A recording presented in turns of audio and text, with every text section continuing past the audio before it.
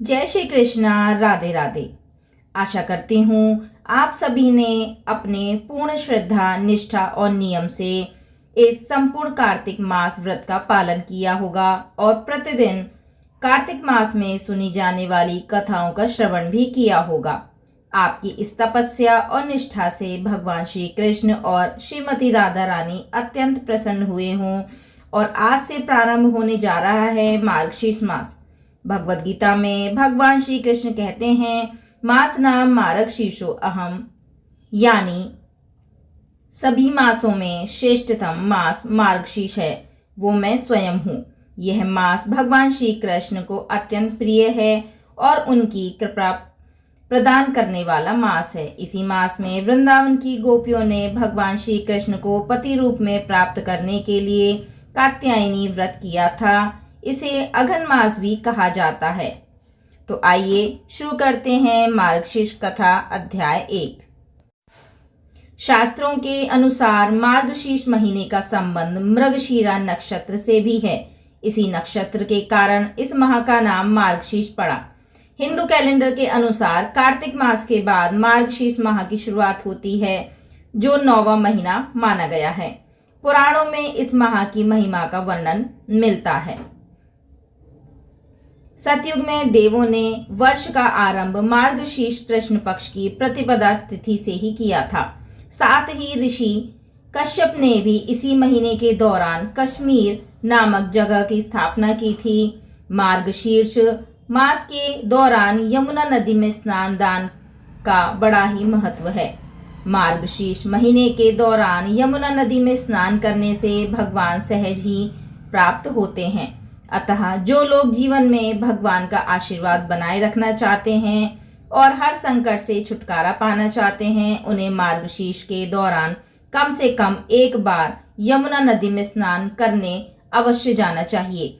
लेकिन जिन लोगों के लिए ऐसा करना संभव नहीं है, वो लोग घर पर ही अपने स्नान के पानी में थोड़ा सा पवित्र जल मिलाकर स्नान कर लें।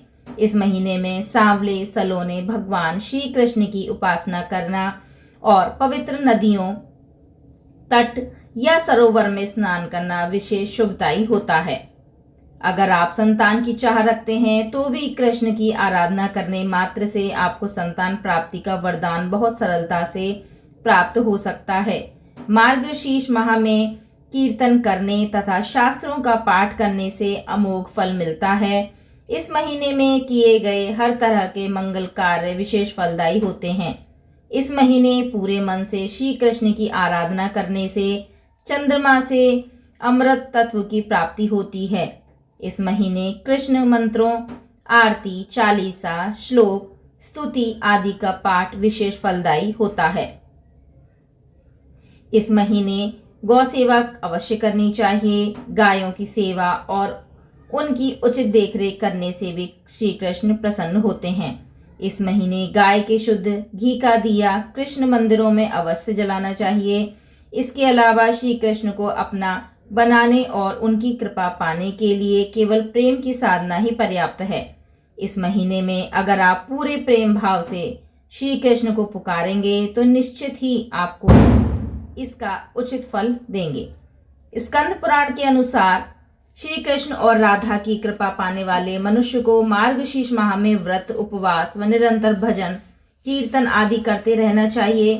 साथ ही शाम के समय यानी संध्या काल में श्री कृष्ण और राधा रानी की आराधना के साथ साथ विष्णु जी और शिव जी के भजन कीर्तन भी अवश्य करने चाहिए। इन दोनों प्रतिदिन गीता का पाठ करना चाहिए। इस पूरे महीने भर में मनुष्य पूरे विधि विधान से श्री कृष्ण का ध्यान, जप, तप, व्रत, उपवास आदि करता है तो उसकी समस्त मनोकामनाएं पूर्ण हो जाती हैं।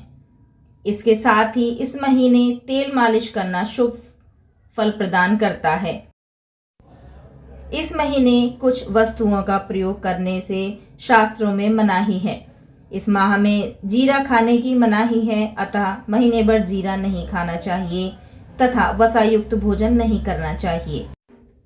तो आइए आगे शुरू करते हैं मार्गशीर्ष में सुनी जाने वाली सच्ची भक्ति और स्नेह की अमर कथा, जो भगवान श्री कृष्ण और उनके परम मित्र सुदामा की है। तो आइए शुरू करते हैं। एक समय की बात है, गांव के एक गरीब ब्राह्मण थे सुदामा।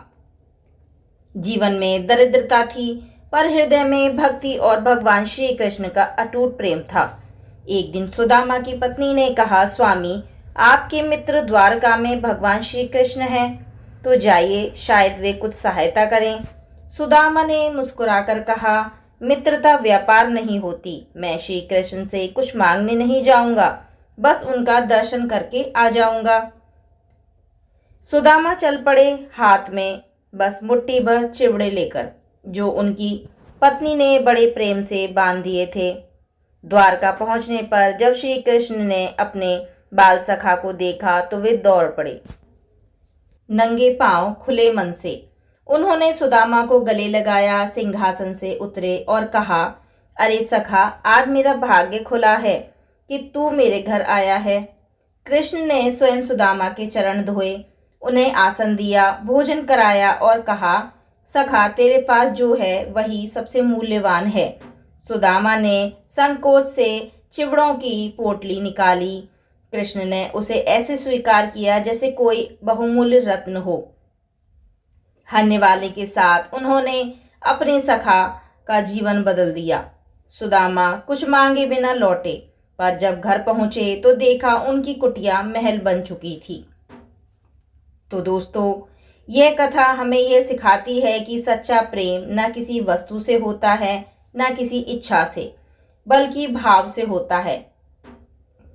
मार्गशीर्ष मास में भगवान श्री कृष्ण स्वयं कहते हैं, जो मुझसे प्रेम करता है मैं उसी में वास करता हूँ। इसलिए इस मास में हमें चाहिए कि हम अपने हृदय में सुदामा जैसा सरल भाव रखें और भक्ति के दीप जलाएं। तो दोस्तों, सच्ची भक्ति वही है जिसमें अपेक्षा नहीं, केवल समर्पण हो। आइए इस मार्गशीर्ष मास में हम भी श्री कृष्ण सुदामा की तरह प्रेम, विश्वास और भक्ति का दीप अपने मन में जलाएं। अगर आपको ये कथा हृदय को छू गई हो तो ये वीडियो लाइक करें, चैनल को सब्सक्राइब करें और कमेंट में जय श्री कृष्णा, जय सुदामा ज़रूर लिखें। अगले अध्याय में हम फिर मिलेंगे एक नई कथा के साथ। तब तक के लिए जय श्री राधे, जय श्री कृष्णा।